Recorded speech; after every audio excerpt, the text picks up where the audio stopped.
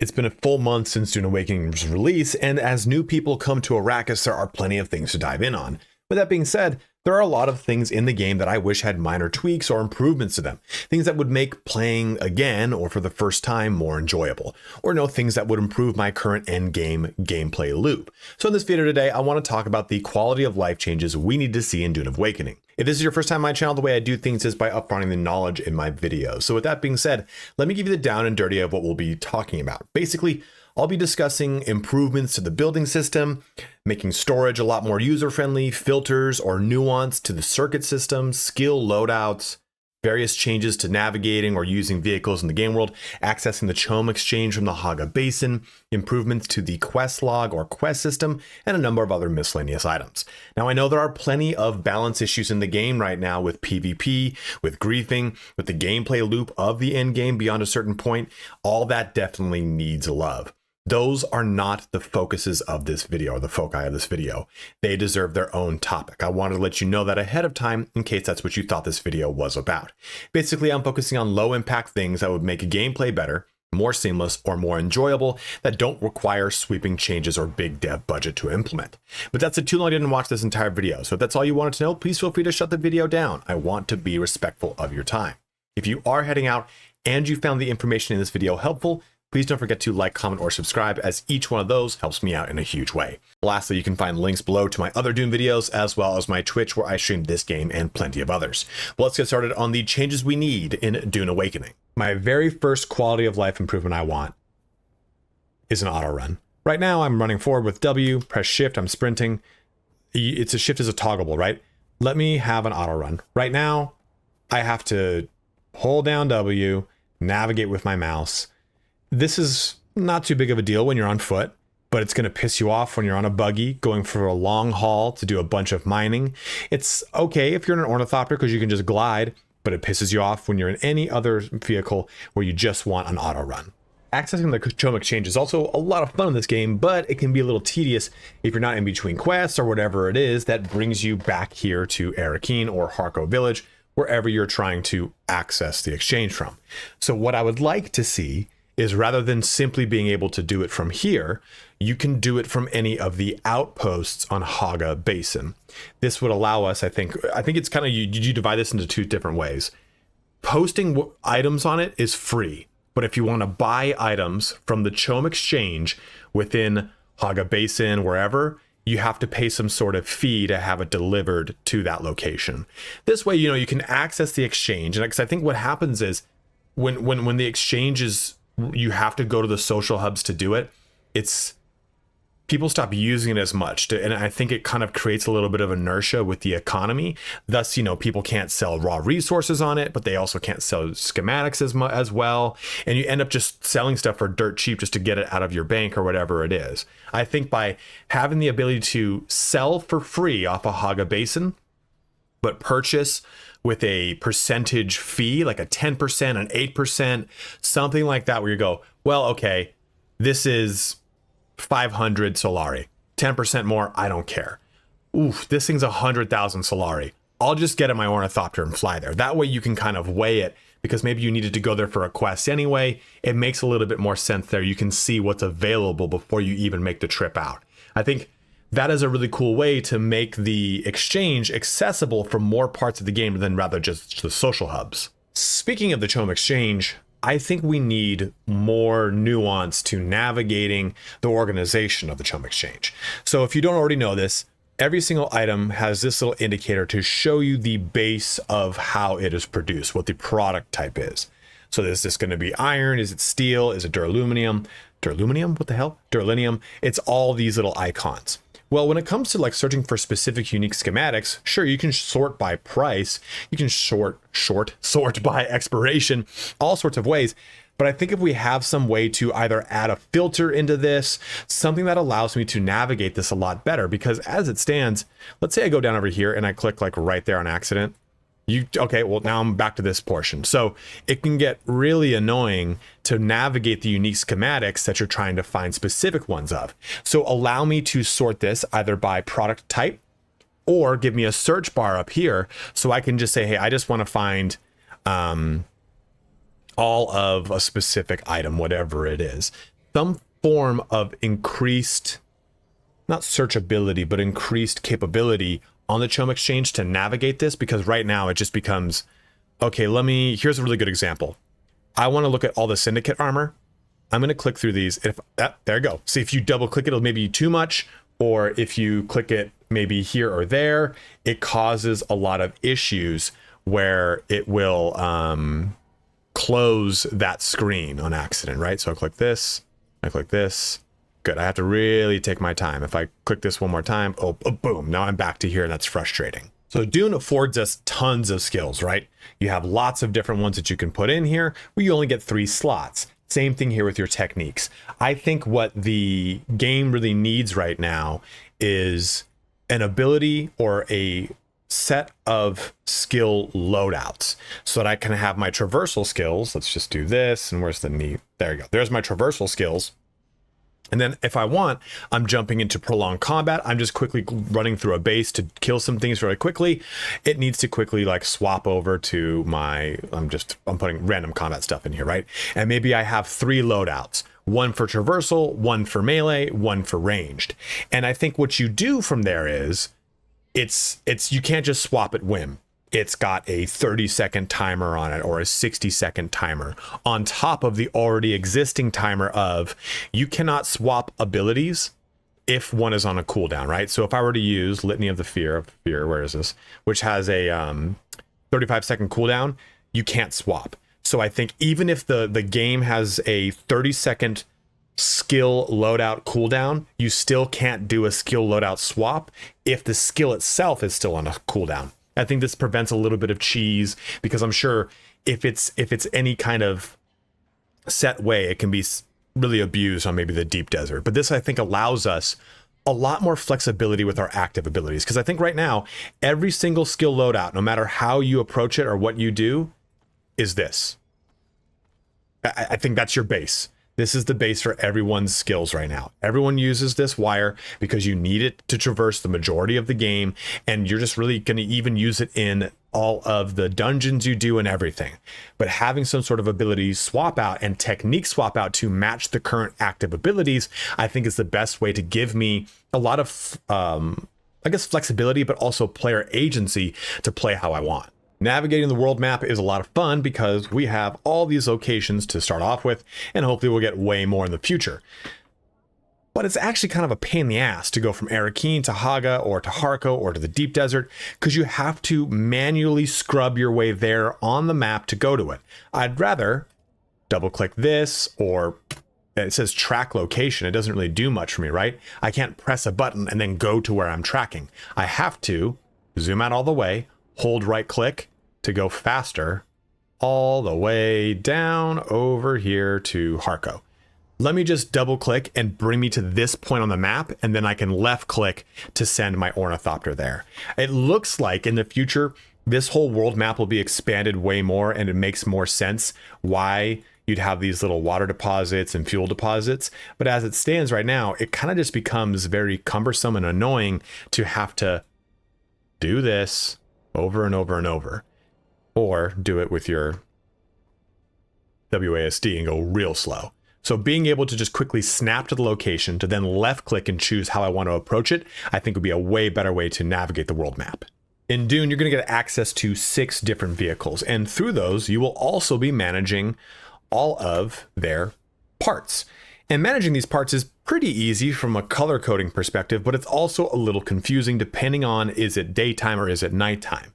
So right now, if I take a look at this, I've got 56% on my engine, 80% on my generator, 40% on my module or scan module, 82% on storage. The rest is pretty good on my wings. In this menu, it's very easy to understand because I get direct percentage representation of the durability of all of the components within my vehicle. When I jump into the vehicle, it's okay. I mean, yeah, I can kind of see there's a little bit of wear and tear on the engines and on the scanner module. But as these drop down in durability, they go from this light color to like a red color very quickly. And that red, that's like a deep red. And then you look at the actual durability of it, and it's really only like 50 or 60%. So you have a lot more in the durability than you would think. So I think that The color coding on this either needs to be better or it needs to be percentage based. Show me like, hey, all wings are at an average of this percentage, something that I can get a better glance at rather than having to hold interactions, come over to here and manage my vehicle. Because I'm not going to want to do that in the middle of like a scary flight through the middle of the deep desert, whatever it is. Like you can see this is 40%, and that's probably a better representation of a 40% versus that's 56%. That makes me think it's really not that beat up. So you can see those two colors don't really play as well to what the actual percentage representation is of the durability. And since we're talking about vehicles, I would like for, rather than holding down F and then going to refuel, having refuel be one of the shortcut buttons on the right side. Maybe it's hold H to refuel, whereas pressing H toggles the headlights. Something where I can quickly refuel rather than, again, I'm in a scary situation in the deep desert or something like that. I'm flying, I'm running away from people. My battery's starting to drain. I have to do that. I have to actually physically go through a menu to do it. Maybe make it a little bit easier so I can tap into that a bit faster. And one of the most important notes you're going to find when you get your first ornithopter is this horizon line. Right now, very easy to see. It's nighttime. I've got good contrast in the background. But if I were to just say be playing during the high noon, middle of the day, that thing is going to disappear. Even if I were to, let's just kind of get with a different contrast in that background, it starts to kind of fade away as we move to just different viewing angles, different viewing locations. I think the horizon line needs to have a better visibility so it's easy to see at all times, because it's really going to be dependent upon time of day, background, all sorts of action. If this had a better glow to it, a more stark contrast of color, a slight opacity background to it, like you can see the actual like center cursor here has a slight opaque background to it right now, right? So we can always see where that little center dot is without having to like search where that center dot is. And of course, like in this situation, we have really great background to see where that horizon line is. But you'll see that when you're playing, you're going to get very frustrated as there will be times you can't see the horizon line, and it makes it hard to do the technique of basically bobbing up and down to gain speed, come up to gain altitude, and then rinse and repeat. You kind of just follow the flow of your ship eventually, but still my point remains, having that be a little bit more visible is going to be a lot better, especially for novice ornithopter flyers. Since we're talking about vehicles, we've all used our buggy to go mining. But one thing that's really frustrating with it is holding down F to then go to our turret, to enter our turret. I would like if I could just simply maybe press a function key like F2, F3, F4, something like that, to quickly swap into our turret. Now, they've said that they're going to be working or looking at something like that. But again, that's just one thing I think I want to put in this video, because it's probably the one thing that if they did it, it would make mining a way easier. And my last point here on vehicles is when you're managing a base with a lot of people that are coming in and out of base, and maybe you have friends, you have guild mates, whatever it is, well, we're all going to have scatter ornithopters, we're all going to have buggies, we're all going to have sandcrawlers, whatever it is. When you click this button to see all the things within the subfief, it just shows you the actual name of the vehicle. Instead, I would like to name my vehicles so I can see, maybe this is called the Horny Orny, or and that's my scout ornithopter. Boom. Okay, I know that one's mine. My friend's is just the scout ornithopter, or something like that, where I can see the difference between all of the different named vehicles. You can name your subfief if you didn't know you could do that. Here, let me just show you real quick by pressing every button wrong. And that allows you to, whenever you are in the tax portion of CHOAM, you've got that right there. You can go ahead and manage that. Cool. It's easy to manage all of the different subfiefs that you are co-owner to. I would like the same thing here for houses. Coming over here to the map for Hagga Basin, one thing I would actually really like to see is we have, let me zoom in. We have, okay, well, this is quicksand. This is drum sand. I would like to see every week these randomize. And they can be the same exact size of swatch, but maybe next week, this is quicksand and this is drum sand, or vice versa, right? So that it adds a little bit of variety to my navigation of not just Hagga Basin, but other portions of the game, making it so that I can feel like there's a little bit more randomness of what's going on. Because really, I mean, I used to have a base right here and I knew I could always just draw this exact line in and out. And I think kind of breaking up that repetition, having to know the actual land that I'm navigating through, creates a little bit more chaos and makes it a lot more fun. Especially because drum sand's a little bit, is way less of a risk to drive over versus quicksand, which is just instant death. Base storage is a big portion of this game, and I'm sure we've all seen this kicking around the internet where you use a half wall followed by a chome wall, a chome floor to make some sort of stacking storage. And I would really love to see it. Maybe not every single thing needs to stack, right? Because these things are accessible from the top. These are accessible from the top. So I could see why you wouldn't want these to stack. But it'd be nice if the more advanced storage, this or the one after it, could be stacked. And currently it cannot.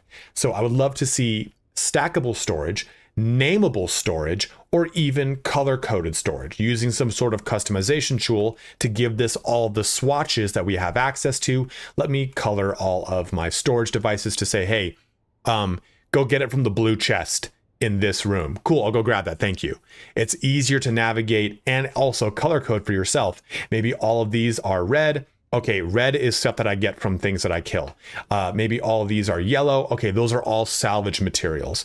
All of these are blue. Cool, that's all of my schematics. Whatever it is, give me some way to either name, stack, and or color my storage so it makes it a lot easier on all of us when we want to manage all of the increased items we're going to get. And on the note of naming our storage, I think that one of the biggest limitations to a cool system in the game are our circuits. Circuit 1 through 8 is cool, but really it's kind of hard to navigate that. And I often find myself clicking through circuits more than I actually access and use the circuits. So what I would really like is the capability to name these circuits. But in addition, let me put some sort of filtering onto the circuits. So I can say, hey, circuit 3 is all copper, circuit 4 is all iron, so on and so forth. So this allows me to have set locations for set materials so that I can have my refineries output to those and those input to their necessary, refineries or whatever. I'm sorry, refineries or what have you. No, it's not a refinery. It's the thing that makes things. God, I'm so eloquent. What a great YouTuber I am. Shit. But either way, some sort of filtering, some sort of nested circuitry within this circuitry that allows me a little bit more flexibility rather than just like it goes in and out here and then outputs from there, because it gets a little bit messy at that point. So I want some way to further organize circuitry. Managing blood and water in this game is not going to be, it is huge, but it gets really tedious. So let's take a look at this. This is one of the larger liter johns. If I want to go ahead and deposit water into this, I have to manually press this every single click. That gets tedious. Also, conversely, if I want to extract water, every single click, it is going to fill that up, each and every little single nodule on this. And if you are using the smaller ones, this isn't as big of a deal. But once you start to get into the mid game where you get slightly larger liter johns, bigger blood packs, all these things, it really slows this pace down. Now, I don't think I should just be able to dump it all and be done with it, because I do like the minutia of certain things. There is a little bit of a fun stuff there. But what I would like is if I held down deposit blood and it deposited per blood pack rather than dumping all of them, because maybe I have 2 improved blood purifiers up, so I really only want to dump 2 of my 4 into this one, then 2 of my 4 into the other one. Same thing here with the water. Maybe I don't want to fill up everything from this one base. Maybe I just want to fill up one of my liter johns, and then I want to go out and harvest the rest from all the dew harvesting, whatever it is. Holding down extract or deposit blood fills up a per item basis or dumps a per item basis. So in this case, again, if I were to hold down deposit water, it would completely empty this liter john.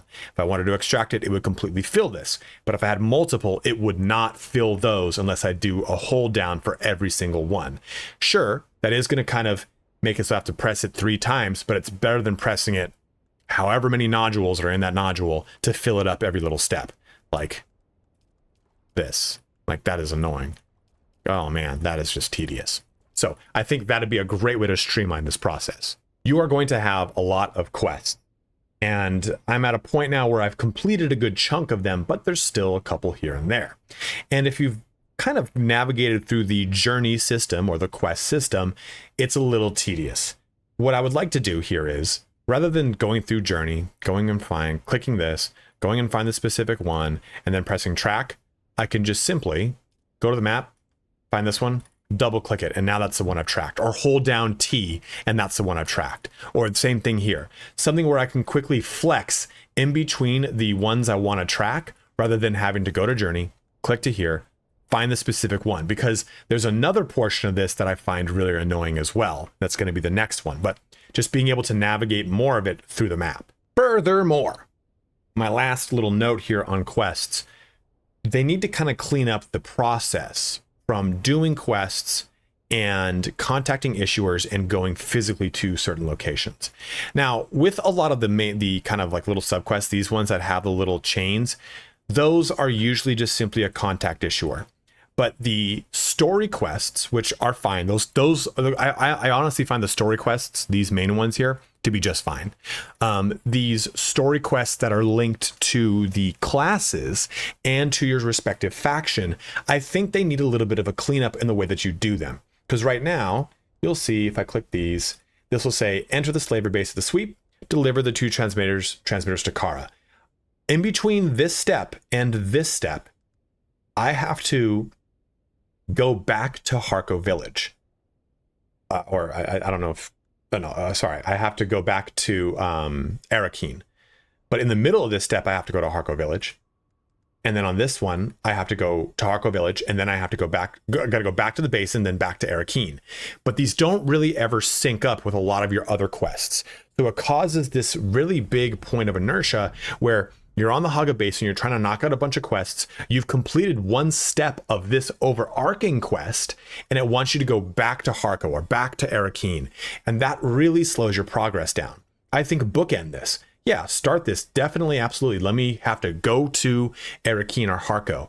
But if I'm going to just step to the next step, let me contact the issuer. I feel like contact issuer stops becoming a big thing on a lot of these bigger nested quests, and it slows down my progression of these because I get so much fatigue going back and forth to Harko and Arrakis all the time, as I slap the microphone, all the time, as I get each and every one of these little steps done, because I don't want to waste progress, because so many of these quests then overlap on the same portions of the map. If you've played the game, you know how much stuff gets done right here. If you are certain points of the game, you know how much stuff gets done here and here and here. So it's like I end up being in the same spots, going back and forth to Arrakis and Harko at really weird points of all of these missions. And it just ends up being a point where I'm always spending time going back and forth and going to these same locations. My final point on managing storage is also the way that sorting works.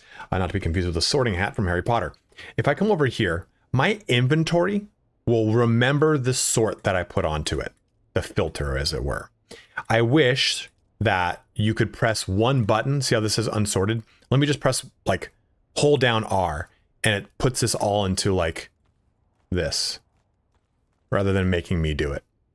And all my quest items are always at the bottom. But that's like, if you've done a bunch of things, it's all like this until you sort it using one of these filters. Let me hold R, and it slaps them all together. It truncates it down. So that's one step. But the other step here is your storage. This chest, for example, let's sort this to newest. It's set to newest, right? I'm going to leave this center chest. We're going to go back to it. It does not remember the filter that you put onto it, but your backpack does. So this is set to newest. This is set to newest. Open my inventory. That is back to newest from unsorted, right? And this is unsorted, set to nothing. So give me a way to lock chests to a specific sorting so that I can say, hey, I just want to be able to really keep track of the volume of what's going on in this chest. Like, for example, I've got this like raw materials one over here. I wish that this just stayed to volume so I could always track what the hell is like really consuming all the volume of this location. I think that'd be a really great way to just manage stuff, keep your sorting into a little bit better of a situation. Same thing over here. I want this to just be able to, rather than put a specific filter, just snap it all together. Building is a really fun portion of Dune Awakening. I've spent hours on this, but I do find that there's times that it gets a little sticky. It just doesn't quite go as quick or as easy as I want it to. I end up missing specific building pieces I want to do, whatever it is. So what I wish we could do is build in clusters rather than just going, okay, we'll build this. I wish that this could be built rather in either you build like maybe a set amount that are all connected, because I understand why you can't just build everything. If it was all as an actual blueprint and I went into the deep desert with the Solido projector, it would allow me to erect a base immediately, and that just gives you an unnecessary edge as long as you have the materials. So I understand why it is the way it is, but I'd rather that we were able to build in clusters of what is buildable. What do I mean by that? So take a look here. All of these have an opacity that is brighter than all of these. This is telling me that these don't have the structural stability to actually be built until these are made. So allow me to hold down left click and build this, this, this, and that, or whatever button, some sort of clustered build button that allows me to just build all of these ones right now. So if you watch what happens when I build this one, these are going to turn to a higher opacity. Like right now, you can see I can't even highlight to build them. Like see this highlights and I can hold left click to build it. I can't do that right there. It asks me if I want to build this floor. The same thing can be set up here is I can build this because it's connected to this structure. I cannot build those because they are not. So boom, see how that then increased the opacity? So let me build these clusters out as I make them rather than doing this. Which causes, there's always some sort of moment where you accidentally build something behind them, you mess up the actual build, whatever it is. This takes way longer, it gets a little bit more tedious, and you end up accidentally doing like one of these. Like something like that, because you like misclicked by like that much. So it's like, okay, well now I gotta go to demolish, let me go back to build, there we go. Like it can get a little tedious. So I think removing that tedium by allowing clustered building would be huge. On the note of building things, right now, in my inventory, I have 24 plastone. If I go to, if you see it says required materials, I have 3,000 plastone in my storage. If I want to demolish this, it goes into my inventory with all that plastone. So if I want to demolish all of this, my inventory is going to fill up really quickly. Right now I'm at 122. And if you keep doing this, you want to demolish certain portions of your base, your inventory is going to max out. And then those items drop on the floor. Well, they will degrade pretty quickly. I think it's something like 5-10 minutes and then they'll disappear off the floor. And if you don't grab them, maybe you're just I get lost in the sauce of building things, and it ends up where I've completely lost track of those things. So I'd prefer some way that if I were to break, especially something like this, that has a lot of really complex components, or something that is like, you know, any of the other larger machines that have a lot more complexity, it just goes directly back into the storage of that fief. That way, if I'm trying to build out this big, cool base, all these things, I don't lose all those materials because they fell on the floor, whatever it is. It just becomes tedious because you're going to always be, when you're building a large base, you'll always find yourself at like right near the max of which you are, because you're building and demolishing and building and demolishing. So just go right back to the storage with it. And to further that point, take a look over here at the large ore refinery. I cannot physically carry all of those items on my person. 380 plastinium ingots, let alone this. I can't even cover half of this. The spice melange, that's so heavy. The silicone blocks are heavy. So here's an example of, if I break this down, it doesn't go back into storage, it goes into my backpack, and then I have to ferry these into a storage nearby. So if I wanted to make this big old mamba jamba, I'm going to place it, you know, let's just say right there, and I place it, clearly I don't have the materials to do so. Then I'm going to actually have to make sure I've got a chest right here to then put those all in immediately. It just becomes really, really tedious. Building is also a lot of fun, but it can get really tedious because of the ability to snap. Snap being how things are placed onto the whatever build grid. Now, when it comes to walls and floors, this is a little bit easier. if you have this, if you go to gameplay and options, placeable rotation building mode, this is it by default relative to player facing. So the thing that you're trying to place will always try to face towards you. It's a pain in the ass. Turn it to independent rotation. It'll help you out. But what this results in, though, is still a big issue. Oh, Jesus. When it comes to, let's go to storage and this little guy. I would prefer that this would snap. Like, let's say I wanted to place this right. I'm going to do that. I know it's a skew. I'm trying to make a point. Well, it's far away from the wall. It's not going to snap. Let's say I want this thing to snap next to it, to have these all stack. What you're going to end up doing if you don't have, like, you know, I'm anal, so I spend a lot of time doing this, not like the actual sexual act. You can see here that, like, these are all, like, all over the place, right? They're a hodgepodge. If I can get those to snap together, it's easier to place them. The same can be said of walls, of anything you're trying to place, that all these typically, like the actual structural units, have some sort of snapping. That works quite well. The snapping can be a little wonkopotamous in that it actually wants to snap higher or lower, and you can have the ability to adjust the height. But when it comes to placing individual things, especially when it comes to, where is it? Oh, all of our furniture, any of these, having the ability to toggle on or off snapping would be huge, because then I have the ability to place stuff that, like, actually makes sense. Like, okay, I want this to really line up right here. I need to find like a factory edge, as it were, right? So place that there and that there. Well, so you can already tell that that is actually not lined up as well as this one is, because of the perspective in which I placed it. So had I been like this, I'd have been fine. So this makes a tedium of, okay, that's placed there, perfect. That's not. Maybe I'm gonna fuck this one up on purpose too. Okay, well, I placed it far enough this way, but I didn't place it back. You know, like, it just becomes such a little pain in the ass. Or even further too, the couch sections. This is a really good example of, let me try and get these right here, huh? And this rotating is just gonna be a pain in my dick. Okay. There we go. Let's try to do this one too. Maybe isn't there another one? We'll do this one. Like, it just gets really, really, really tedious. Whereas if it just snapped like walls do, it'd be way easier. So some form of snapping across a lot of the items that we can use when building would be a lot better.